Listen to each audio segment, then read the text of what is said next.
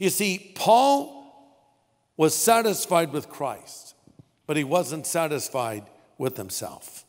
So he's saying, I have a long ways to go. Do you realize that about yourself? Do you think you have a long ways to go? Or are you thinking, not me, man. I've arrived.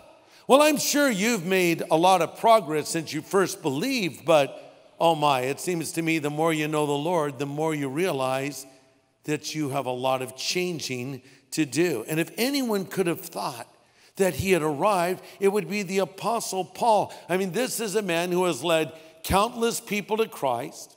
He's established churches. He's written epistles, and yet he is saying, I have so much to learn and so far to go. Can you imagine a group of Christians sitting around with the Apostle Paul?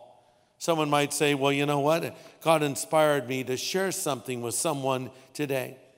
Another might say, the Lord led me to give the gospel to someone today. And Paul could say, well, God gave me inspired letters called epistles that make up half the Bible that will last forever.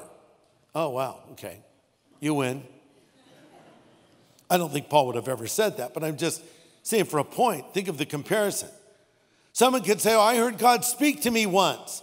Another might say, well, I sensed his presence as we were worshiping the other day. And Paul said, well, actually, I died. I went to heaven, and then I came back from the dead to write more epistles. Oh, by the way, did I mention I raised someone from the dead? I mean, who could top this guy?